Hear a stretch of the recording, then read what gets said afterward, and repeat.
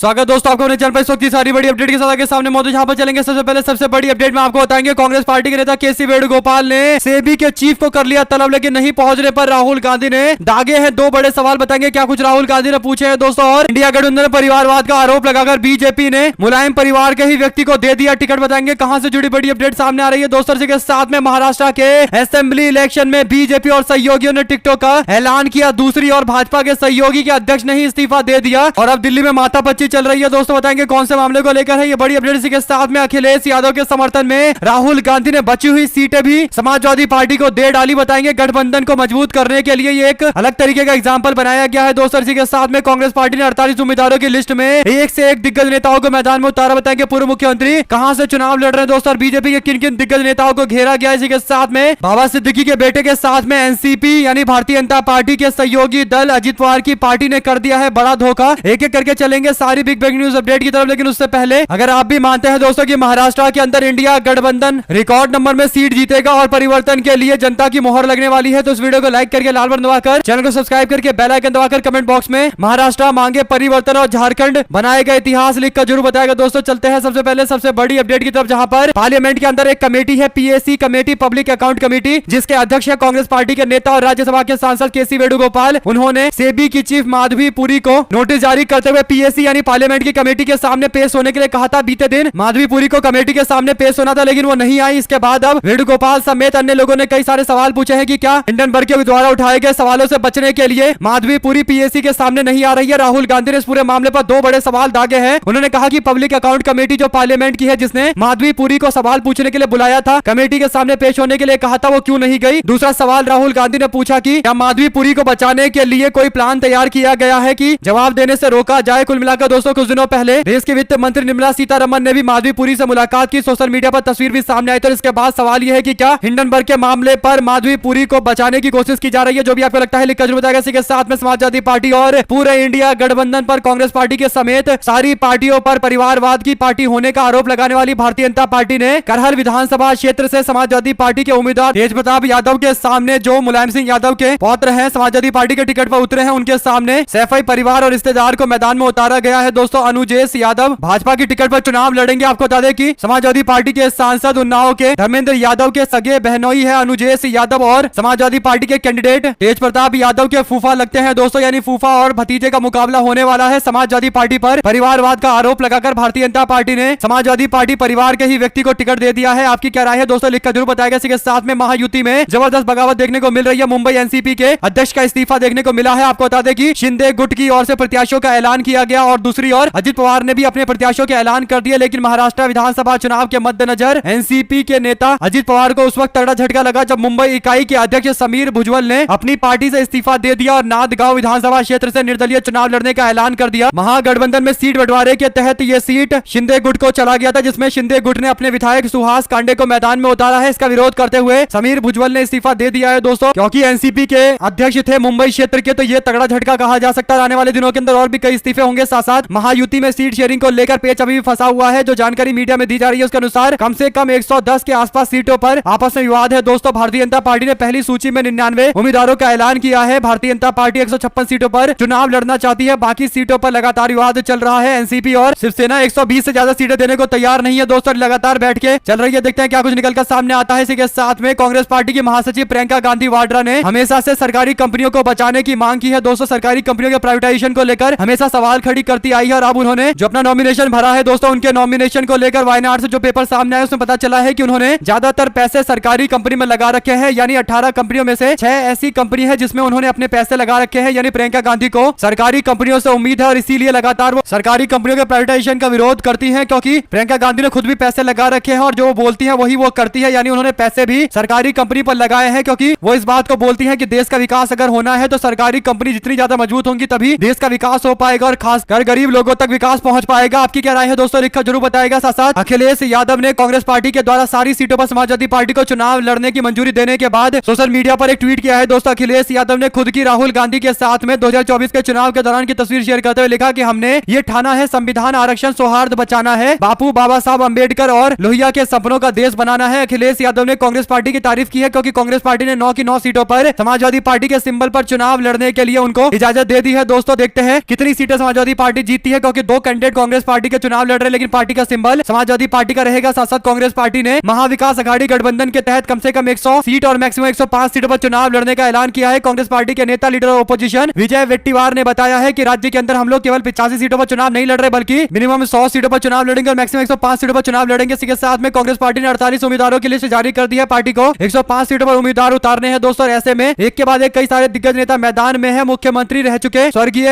विलासराव देशमुख के बेटे धीरज देशमुख को लातूर शहर से और अमित देशमुख को उम्मीदवार बनाया गया है। दोनों फिल्म एक्टर रितेश देशमुख के भाई है। इसी के साथ में पूर्व मंत्री असलम शेख मलाड वैश्य से उम्मीदवार बनाए गए हैं। इसी के साथ में पार्टी ने वर्षा गायकवाड़ की बहन डॉक्टर ज्योति गायकवाड़ को धारावी एससी रिजर्व सीट से मैदान में उतारा है। पूर्व मंत्री नसीम खान को चांदीवली से मैदान में उतारा गया है और मुख्यमंत्री एकनाथ शिंदे की पार्टी शिवसेना के दिलीप लांडे को चुनौती मिलने वाली है। महाविकास अघाड़ी की सहयोगी पार्टी शिवसेना और एनसीपी पहले ही उम्मीदवारों की लिस्ट जारी कर चुकी है। 48 उम्मीदवारों में कई और दिग्गज नेता है, जिसमें पृथ्वीराज चौहान का भी नाम है दोस्तों। वेट्टीवार भी चुनाव लड़ रहे हैं और देवेंद्र फडणवीस के सामने नागपुर वेस्ट से विकास पी ठाकरे को मैदान में उतारा गया है। इसी के साथ में और भी कई सीटें हैं जहां पर दिग्गज नेता मैदान में उतरे हुए दोस्तों। साथ साथ महाराष्ट्र के अंदर आखिरकार पुरानी चल रही रवायत ही बदल गई है। ऐसा इसलिए क्योंकि ठाकरे परिवार के लोग एक दूसरे के आमने सामने हैं, तो दूसरी ओर बारामती की सीट पर भी परिवार का मुकाबला चल रहा है। आपको बता दें कि महाराष्ट्र के अंदर पहली बार चुनाव लड़ रहे एमएनएस पार्टी के नेता राज ठाकरे के बेटे अमित ठाकरे के खिलाफ शिवसेना उद्धव ठाकरे गुट की ओर से अपना खुद का उम्मीदवार उतारा गया है। मुंबई मध्य की सीट है माहिम सीट, जहां से महाराष्ट्र नवनिर्माण सेना के टिकट पर अमित ठाकरे चुनाव लड़ रहे हैं। राज ठाकरे के बेटे उनके सामने उद्धव ठाकरे ने महेश सावंत को मैदान में उतारा है दोस्तों। ऐसा इसलिए किया जा रहा है क्योंकि इससे पहले वर्ली की सीट से एमएनएस ने भी अपना खुद का उम्मीदवार उतार दिया था, यानी आदित्य ठाकरे के खिलाफ एमएनएस ने उम्मीदवार उतारा था, राज ठाकरे का उम्मीदवार उतारा था, तो फिर उसी तरीके से जवाब भी दिया गया है। साथ साथ चुनाव में गायब ना रहे, सजग होकर काम करे एनसीपी। अजित पवार गुट के मंत्रियों को भी अब डर सता रहा है कि वो चुनाव ना हार जाए। यही बड़ा कारण है दोस्तों कि दिलीप वलसे पाटिल कह रहे हैं कि 35 साल में क्या काम किया गया है, ये बताने की जगह विरोधियों को ये बताना चाहिए कि वो चुनाव क्यों लड़ रहे हैं, फिर वोट क्यों मांगे। 7-8 बार विधायक बनने के बाद भी उनको डर सता रहा है कि वो कहीं चुनाव ना हार जाए। आपको बता दें कि उन्होंने कहा कि हम इसलिए नहीं बदलते क्योंकि परिवार में बुजुर्ग बूढ़े हो रहे हैं, इससे कोई फर्क नहीं पड़ता आपकी उम्र कितनी है, आप इसका ख्याल रखते हैं। हम केवल कार्यकर्ता या निर्वाचन क्षेत्र के लिए काम करते हैं, चुनाव में इसीलिए खड़े हुए हैं। कुल मिलाकर दोस्तों उनके उम्र को लेकर सवाल खड़े किए जा रहे थे। आपको बता दें कि अपने कार्यकर्ताओं से कह रहे हैं कि आप लोग सजग होकर चुनाव लड़िए, चुनाव से गायब मत रहिएगा वरना भारी नुकसान हो जाएगा। साथ साथ दोस्तों विजय वेट्टीवार ने कहा है कि वो 100 से 105 सीटों पर कांग्रेस पार्टी के लिए चुनाव लड़ेंगे, इसमें कोई दोराई नहीं है। साथ साथ Republican party of India Ambedkar ने 100 सीटों पर अपने उम्मीदवार उतार दिए हैं दोस्तों। रिपब्लिकन पार्टी ने बड़ी जानकारी दी है। राष्ट्रीय अध्यक्ष दीपक नकालजे के नेतृत्व में यह जानकारी दी गई है कि 100 से ज्यादा उम्मीदवार मैदान में उतारे गए हैं। देखते हैं कहां पर इनका कैंडिडेट मजबूत रहता है दोस्तों। इस पार्टी की पहली लिस्ट में कई सारे नाम है, जिसमें पार्टी के राष्ट्रीय अध्यक्ष दीपक निकालजे गैंगस्टर छोटा राजन के भाई का भी नाम है। साल 2023 में दीपक निकालजे को दोबारा पार्टी में राष्ट्रीय अध्यक्ष का पद दे दिया गया था दोस्तों। देखते हैं आने वाले दिनों के अंदर और भी किस किस तरीके की पार्टियां मैदान में उतरती है। साथ साथ कांग्रेस पार्टी ने जिसान सिद्दीकी को पिछले चुनाव में टिकट दिया था, बाबा सिद्दीकी के बेटे को वो चुनाव जीत कर आए थे। फिर राज्यसभा के इलेक्शन हुए तो जिसान सिद्दीकी ने कांग्रेस पार्टी के खिलाफ वोट डाल दिया और एनसीपी अजित पवार को फायदा पहुंचाने के लिए वोट डाल दिया और फिर वो अजित पवार की पार्टी में शामिल भी हो गए। इसके बाद अभी हाल फिलहाल में बाबा सिद्दीकी की हत्या भी कर दी गई है दोस्तों। इसके बाद लोगों को लग रहा था कि शायद एनसीपी बांद्रा ईस्ट की सीट पर उनको फिर से मैदान में उतारेगी, लेकिन भारतीय जनता पार्टी गठबंधन में जब सीटों का बंटवारा हुआ है तो फिर बांद्रा ईस्ट की सीट चली गई है शिवसेना एकनाथ शिंदे के पक्ष में और इसीलिए वहां से एकनाथ शिंदे पक्ष का कोई उम्मीदवार मैदान में उतरेगा दोस्तों और शायद नाम की घोषणा भी कर दी गई है। तो इसका मतलब जिसान सिद्दीकी को इस बार एनसीपी के गठबंधन से चुनाव लड़ने का मौका नहीं मिलेगा दोस्तों। एक तरीके से कहे तो उनके साथ धोखा हो गया है। आपको बता दें कि जिसान सिद्दीकी को लेकर लोगों के मन में एक सिंपैथी है और ऐसे में उनको टिकट दिया जाना चाहिए था और वो मौजूदा विधायक है, लेकिन एनसीपी अजित पवार गुट के नेता ने जिस तरीके से उनके साथ दगाबाजी की है, धोखा दिया है, ये साफ तौर पर एनसीपी के नेता अजित पवार के रवैये को दिखाता है दोस्तों। अगर आप भी मानते हैं कि अगर जिसान सिद्दीकी कांग्रेस पार्टी में होते तो आज उनको कांग्रेस पार्टी ने टिकट दिलवा दिया होता, क्योंकि कांग्रेस पार्टी के अलायंस के अंदर भी शिवसेना उद्धव ठाकरे गुट इस सीट पर चुनाव लड़ रही है। तो अब अगर जिसान सिद्दीकी कांग्रेस पार्टी में शामिल हो जाते हैं तो जरूर शिवसेना उद्धव ठाकरे गुट से बात करके कांग्रेस पार्टी टिकट दिलवा सकती है, लेकिन घूम फिर कर सवाल यही है कि अजित पवार पर भरोसा करना जिसान सिद्दीकी के लिए काफी बुरा साबित हुआ है दोस्तों। साथ साथ महाराष्ट्र के इलेक्शन को लेकर एक और बड़ी अपडेट है। कांग्रेस पार्टी की प्रोमिनेंट लीडर यशोमती चंद्रकांत ठाकुर ने अपना नॉमिनेशन त्योसा सीट से भर दिया है। उनके नॉमिनेशन दाखिल करते वक्त कांग्रेस पार्टी की नेत्री विनेश फोगाट भी मौजूद थी दोस्तों। विनेश फोगाट तस्वीरों में देखी जा सकती है। साथ साथ एनसीपी एसपी यानी शरद पवार की पार्टी ने बारामती की सीट से अजित पवार के खिलाफ अजित पवार के ही भतीजे और शरद पवार के पोते युगेंद्र पवार को मैदान में उतारा है और परिवार का मुकाबला होने जा रहा है। इसी के साथ में सुप्रीम कोर्ट ने अजित पवार से कहा कि महाराष्ट्र विधानसभा चुनाव के लिए राष्ट्रवादी कांग्रेस पार्टी को घड़ी का चुनाव चिन्ह का इस्तेमाल करना चाहिए, लेकिन ये मामला कोर्ट में चल रहा है। उनको अपने चुनाव चिन्ह के नीचे ये लिखना पड़ेगा। लोकसभा चुनाव से पहले 19 मार्च 4 अप्रैल को कोर्ट ने एनसीपी को निर्देश दिया था कि वो सभी प्रचार प्रचार सामग्री पर डिस्क्लेमर के तौर पर यह लिखे कि यह घड़ी चुनाव चिन्ह अभी कोर्ट में विचाराधीन चल रहा है। कोर्ट ने अजित पवार को इससे जुड़ा हुआ हलफनामा भी दाखिल करने के लिए कहा था। दोस्तों, जस्टिस दीपांकर दत्ता और जस्टिस उज्जवल भुइया की खंडपीठ ने प्रतिद्वंदी शरद पवार के गुट की दायर याचिका को लेकर भी आदेश पारित किया है। शरद पवार ने दावा किया कि अजित पवार ने बिना किसी स्पष्टीकरण के घड़ी चुनाव चिन्ह का इस्तेमाल करके मतदाताओं के मन में बड़े पैमाने पर भ्रम पैदा किया है। उल्लेखनीय है कि असली एनसीपी कौन है, इस मुद्दे को लेकर चर्चा चल रही है और इसीलिए चुनाव चिन्ह के नीचे डिस्क्लेमर लिखना बहुत जरूरी है। और इस मामले पर कुछ दिनों के बाद फिर से सुनवाई होगी, लेकिन चुनाव के बीच में तो अजित पवार को एक तरीके से राहत ही मिली है। दोस्तों, साथ साथ अखिलेश यादव ने राहुल गांधी के साथ तस्वीर शेयर करते हुए जो बातें लिखी कि संविधान, आरक्षण और सौहार्द को बचाना है। इस पर भाजपा उत्तर प्रदेश के लोग भड़क गए और कहने लगे कि ठग ने महाठग को ही ठग लिया। इस पर समाजवादी पार्टी के नेता ने पलटवार करते हुए कहा कि गुजराती ठगों से बड़ा देश दुनिया में कोई ठग नहीं हो सकता। भाजपा का असल कमान गुजराती नेताओं ठगों के हाथ में है। नीरव मोदी, मेहुल चौकसी, रॉ का फर्जी ऑफिसर, फर्जी जज, एक से बढ़कर एक ठग गुजरात में है और देशवासियों को ठग रहे हैं। साथ साथ दोस्तों, शिंदे गुट के नेता धनराज महाले ने अजित पवार की पार्टी एनसीपी के नेता नरहरि जिरवाल के खिलाफ बगावत कर दी है। आपको बता दें कि अजित पवार की पार्टी एनसीपी ने एक बार फिर से एनसीपी के नेता जिरवाल की उम्मीदवारी की घोषणा कर दी है। इस बीच महायुति के द्वारा नरहरि जिरवाल की उम्मीदवारी की घोषणा के बाद शिंदे शिव सैनिकों ने डिंडोरी में विद्रोह करना शुरू कर दिया है। दोस्तों, शिवसेना शिंदे गुट के नेता और पूर्व विधायक धनराज महाले ने बगावत करते हुए अपनी उम्मीदवारी की घोषणा कर दी है। यानी एक और सीट पर बगावत की खबर सामने आ रही है। जिले के डिंडोरी निर्वाचन क्षेत्र से नामांकन पत्र दाखिल करने के बाद मुख्यमंत्री और उप मुख्यमंत्री सब पर निशाना साधा गया है। दोस्तों, आपको बता दें कि एनसीपी या फिर भारतीय जनता पार्टी शिवसेना का कोई ना कोई ऐसा बागी होगा जिसके अच्छे खासे वोट शेयर होंगे कई सारी सीटों पर। अगर 60-70 सीटों पर भी ऐसा होता है तो पूरी तरीके से राज्य में भाजपा को बड़े हार का सामना करना पड़ेगा। आपकी जो भी राय हो लिखकर जरूर बताएगा। साथ साथ सुप्रीम कोर्ट ने न्याय की देवी की प्रतिमा में बदलाव किए हैं। प्रतिमा में किए गए बदलाव को लेकर सदस्यों से इस बारे में कोई परामर्श नहीं लिया गया। सुप्रीम कोर्ट के बार एसोसिएशन के अध्यक्ष कपिल सिब्बल की अध्यक्षता में कार्यकारी समिति ने chief justice of India DY Chandrachud के नेतृत्व वाले शीर्ष अदालत प्रशासन की तरफ से किए गए एक तरफा बदलावों पर नाराजगी व्यक्त की है और बार एसोसिएशन ने प्रस्तावित संग्रहालय का भी विरोध किया है। लाइब्रेरी और कैफे की मांग की है। बार एंड बेंच की रिपोर्ट के मुताबिक सुप्रीम कोर्ट बार एसोसिएशन ने 22 अक्टूबर को पारित अपने प्रस्ताव में कहा कि सुप्रीम कोर्ट बार एसोसिएशन की कार्य अध्यक्ष समिति ने देखा है कि हाल ही में सुप्रीम कोर्ट की तरफ से एक तरफा रूप से कुछ अमूलचूल बदलाव किए गए हैं, जैसे प्रतीक चिन्ह में बदलाव करना, बार के साथ परामर्श के बिना न्याय की देवी की प्रतिमा में बदलाव करना। हम न्याय के प्रशासन के समान हितकारी हैं, लेकिन जब इन परिवर्तनों का प्रस्ताव रखा गया था तो फिर हमारा भी प्रस्ताव पर व्यू पॉइंट लेना चाहिए था और पूछना चाहिए था बार एसोसिएशन के लोगों से भी, लेकिन ऐसा नहीं किया गया। एक तरफा निर्णय लिया गया है। साथ साथ कांग्रेस पार्टी 8 नवंबर से दिल्ली के अंदर 1 महीने का दिल्ली न्याय यात्रा निकालने जा रही है। इसमें राहुल गांधी, सोनिया गांधी, कन्हैया कुमार यात्रा का नेतृत्व करेंगे। साथ साथ दोस्तों, कर्नाटका के अंदर 6 से 10 ऐसे सिटिंग एमएलए हैं भारतीय जनता पार्टी के जो कांग्रेस पार्टी में शामिल हो सकते हैं। यह दावा मीडिया में किया जा रहा है। साथ साथ 8 सीटों पर बहुजन समाज पार्टी ने भी अपने उम्मीदवारों का ऐलान कर दिया है। दोस्तों, करहल से अवनीश कुमार शाक्य को टिकट दिया गया है। अंबेडकर नगर जिले की कटहरी सीट से अमित वर्मा चुनाव लड़ेंगे। प्रयागराज की फूलपुर सीट से जितेंद्र कुमार सिंह और मुजफ्फरनगर की मीरापुर सीट से सहनजर को टिकट दिया गया है और सीसामऊ से वीरेंद्र कुमार शुक्ला को मैदान में उतारा गया है। मुरादाबाद के कुंदर की सीट से रफतुल्ला को मैदान में उतारा गया है। गाजियाबाद से विधानसभा सीट से परमानंद गर्ग चुनाव लड़ेंगे और मिर्जापुर की मांझवा सीट से दीपक तिवारी को टिकट दिया गया है। करहल सीट पर अवनीश कुमार शाक्य के सामने बीजेपी के अनुजेश यादव मैदान में है। समाजवादी पार्टी के तेज प्रताप सिंह यहीं से चुनाव लड़ रहे हैं और बीएसपी ने जिन समीकरणों को साधने की कोशिश की है दोस्तों, उससे कुछ सीटों पर भाजपा को नुकसान होगा और कुछ सीटों पर समाजवादी पार्टी को दिक्कतें हो सकती है। साथ साथ न्यायमूर्ति संजीव खन्ना आखिरकार भारत के 51वें प्रधान न्यायाधीश घोषित कर दिए गए हैं। आपको बता दें कि आखिरकार सरकार ने मोहर लगा दी है और चंद्रचूड़ के बाद अब न्यायमूर्ति संजीव खन्ना नेतृत्व संभालेंगे और सुप्रीम कोर्ट के चीफ जस्टिस ऑफ इंडिया बनने जा रहे हैं। दोस्तों, मोहर लग चुकी है। उनका शपथ ग्रहण समारोह 8 तारीख के आसपास हो सकता है। इसी के साथ में अरविंद केजरीवाल ने लोगों को बधाई दी है। आपको बता दें कि मुख्यमंत्री आतिशी ने एलजी को पत्र लिखा था, जिसके बाद बीजेपी के कहने पर एलजी ने 10,000 मार्शलों को नौकरी से निकाल दिया था, लेकिन आम आदमी पार्टी के संघर्ष के बाद बीजेपी को उन्हें वापस से नौकरी पर रखना पड़ा और आम आदमी पार्टी का संघर्ष सफल हुआ है। आम आदमी पार्टी की ओर से सोशल मीडिया पर एलजी को लिखे गए लेटर की तस्वीर शेयर की गई है। दोस्तों, आपको बता दें कि 10,000 के आसपास बस के मार्शल थे जिनको नौकरी मिली हुई थी, लेकिन उनको हटा दिया गया था और यह मामला काफी ज्यादा चर्चा का विषय बना हुआ है। दोस्तों, इसी के साथ में भारतीय जनता पार्टी का नया अध्यक्ष दक्षिण भारत से हो सकता है। दिसंबर में नए चेहरे का ऐलान किया जा सकता है, यानी महाराष्ट्र और झारखंड के असेंबली इलेक्शन का वेट किया जा रहा है। वाजपेयी सरकार के दौरान दक्षिण भारत से 3 बड़ी शख्सियत थी, जिसमें बंगारू लक्ष्मण, जना कृष्णमूर्ति और वेंकैया नायडू प्रधानमंत्री मोदी के कार्यकाल में राष्ट्रीय अध्यक्ष उत्तर प्रदेश या पश्चिम बंगाल के रहे हैं। फिलहाल भारतीय जनता पार्टी के दक्षिण के कुछ दिग्गज नेता है जिनको मौका दिया जा सकता है, चाहे प्रहलाद जोशी हो, एल मुरुगन हो या फिर जी कृष्ण रेड्डी हो, के अन्नामलई हो, के येदियुरप्पा हो या फिर निर्मला सीतारमण हो। राष्ट्रीय अध्यक्ष दक्षिण भारत से बनाया जाएगा, यह जानकारी दी जा रही है। साथ साथ कांग्रेस पार्टी के अध्यक्ष मल्लिकार्जुन खड़गे ने 48 सीटों पर महाराष्ट्र में पार्टी के उम्मीदवारों का ऐलान कर दिया, जिसकी लिस्ट सामने देखी जा सकती है। जाती है दोस्तों। इसके साथ में झारखंड विधानसभा चुनाव का बिगुल फूंक चुका है, राजनीतिक माहौल गर्मा गर्मी का देखा जा रहा है और ऐसे में भारतीय जनता पार्टी झारखंड मुक्ति मोर्चा के बीच में चल रहे संघर्ष के बीच में एक और पार्टी का उदय हुआ है दोस्तों। झारखंड की राजनीति में जातीय समीकरण हमेशा अहम रहे हैं। राज्य में 15% से अधिक कुर्मी मतदाता है, जो आदिवासी समुदाय के बाद दूसरी सबसे बड़ी प्रभावशाली जाति है। जयराम महतो खुद कुर्मी समुदाय से आते हैं, इसी वोट बैंक पर उनकी नजर बनी हुई है और इसीलिए उनकी पार्टी इस बार चुनावी मैदान में उतरी हुई है। JLKM यानी झारखंड लोकतांत्रिक क्रांति मोर्चा कई सीटों पर अच्छी खासी दावेदारी कर रही है दोस्तों। झारखंड लोकतंत्र क्रांति मोर्चा 8 सीटों पर पिछली बार लोकसभा चुनाव में लड़ी थी, जिनको लगभग 1,32,647 वोट देवनाथ महतो को रांची के अंदर मिला था। इसी तरीके से हजारीबाग की सीट पर संजय कुमार मेहता चुनावी मैदान में उतरे थे, उनको 1,57,977 वोट मिले थे। कुल JLKM को 8 सीटों पर 8,03,069 वोट मिले थे। यानी अगर ये विधानसभा के अंदर इंटैक्ट रहता है वोट, तो फिर कम से कम 5-6 सीटों पर उनका अच्छा खासा असर देखने को मिलेगा दोस्तों। और 5-6 सीटें झारखंड के इलेक्शन में काफी बड़ी सीटें होती है, क्योंकि झारखंड में मात्र 81 सीटें हैं और अलग अलग पॉलिटिकल पार्टी के पास कुछ थोड़े थोड़े वोट हैं। साथ साथ दोस्तों तुषार गांधी यानी महात्मा गांधी के परपोते ने नाथूराम गोडसे और लॉरेंस बिश्नोई को लेकर निशाना साधते हुए कहा कि नाथूराम गोडसे और लॉरेंस बिश्नोई ये दोनों हत्यारे RSS के पोस्टर बॉय हैं। अगर आप भी मानते हैं दोस्तों कि एकदम सही कहा है महात्मा गांधी के परपोते ने, तो अपनी राय जरूर लिखकर बताएगा। साथ साथ भारतीय जनता पार्टी उत्तर प्रदेश में दावा कर रही है कि उन्होंने पिछड़े दलित समाज से आने वाले कई सारे लोगों को उपचुनाव में मैदान में उतारा है। इस पर समाजवादी पार्टी के समर्थक ने कहा कि पिछड़ों के 6800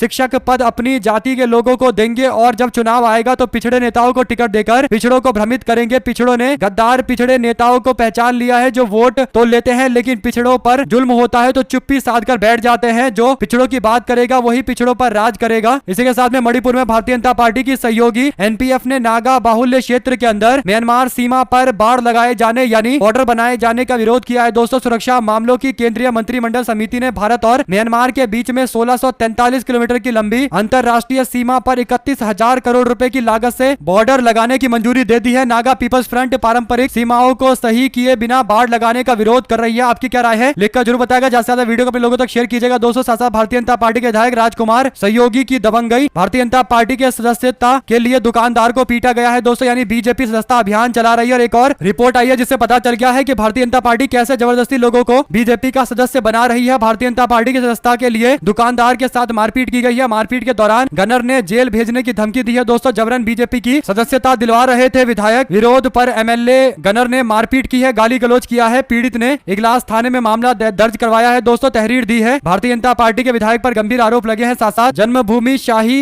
ईदगाह मामले में शाही ईदगाह कमेटी को एक झटका लगा। इलाहाबाद हाईकोर्ट ने मस्जिद कमेटी के रिकॉल अर्जी को खारिज कर दिया था। कोर्ट के इस फैसले के बाद शाही ईदगाह कमेटी के सचिव तनवीर अहमद ने प्रतिक्रिया दी है दोस्तों। उन्होंने कहा है कि उन्हें अभी तक उच्च न्यायालय का आदेश प्राप्त नहीं हुआ है, लेकिन जैसे ही उन्हें आदेश की कॉपी मिलेगी वह सुप्रीम कोर्ट से अपील करेंगे। तनवीर अहमद ने कहा कि इलाहाबाद उच्च न्यायालय में एक सुनवाई चल रही है जिसमें बहस 16 अक्टूबर को पूरी हो जाएगी। हमारे अनुरोध पर न्यायालय ने हमारी एक सामान प्रार्थना को मंजूर कर दिया है। कृष्ण जन्मभूमि शाही ईदगाह मस्जिद विवाद को लेकर लगातार कोर्ट के चक्कर काटे जा रहे हैं दोस्तों। साथ साथ ADM की संदिग्ध परिस्थितियों में मौत के मामले को लेकर अयोध्या के सांसद अवधेश प्रसाद ने कई सवाल खड़े किए हैं। आपको बता दें कि अयोध्या में ADM सुरजीत सिंह की संदिग्ध हालत में मौत हो गई थी। पूरे मामले पर जांच पड़ताल की मांग की जा रही है दोस्तों। साथ साथ यूपी के उपचुनाव में भारतीय जनता पार्टी ने कानपुर की सीसामऊ सीट से प्रत्याशी का ऐलान कर दिया है। भारतीय जनता पार्टी ने यहां पर सुरेश अवस्थी को मैदान में उतारा है। बहुजन समाज पार्टी की ओर से भी एक ब्राह्मण चेहरा मैदान में उतारा गया है। साथ साथ दोस्तों भारतीय जनता पार्टी के सभी प्रत्याशी आज अपना नामांकन दाखिल करेंगे। उपचुनाव की सभी सीटों पर घमासान शुरू हो चुका है। साथ साथ प्रवासी मुख्यमंत्री चुनाव के बाद यहां नजर नहीं आएंगे। हेमंत बिस्व शर्मा पर निशाना साधते हुए हेमंत सोरेन ने कहा कि झारखंड में कुछ प्रवासी मुख्यमंत्री घूम रहे हैं, कुछ दिनों तक दिखाई जरूर देंगे लेकिन उसके बाद गायब हो जाएंगे, फिर नजर नहीं आएंगे। साथ साथ दोस्तों मैं किसी अपराधी का समर्थन नहीं कर रही हूं, लेकिन बिश्नोई एक गांधीवादी है। बिश्नोई बड़ा मासूम सा बच्चा लग रहा है। साध्वी प्राची की ओर से की गई टिप्पणी पर आपकी क्या राय है लिखकर जरूर बताएगा दोस्तों, क्योंकि लॉरेंस बिश्नोई को लेकर ऐसा लग रहा है कि एक पूरे संगठन के लोग ऐसा लग रहा है कि केवल जस्टिफाई करने में जुटे पड़े हैं। आपको जो भी लगता है लिखकर जरूर बताएगा। साथ साथ मुंबई के अंदर उत्तर भारतीयों को रिझाने के लिए नेताओं और विधायकों को ड्यूटी पर लगाया गया है। भाजपा शासित राज्यों के कई विधायक और सांसद और नेता महाराष्ट्र में चुनाव प्रचार करते दिखाई देंगे। प्रवासी उत्तर भारतीय और अन्य समुदाय के बीच में समर्थन जुटाने के लिए उनकी ड्यूटी लगाई गई है दोस्तों। क्या आप मानते हैं कि इससे कोई फर्क पड़ेगा, क्योंकि भारतीय जनता पार्टी हर तरीके के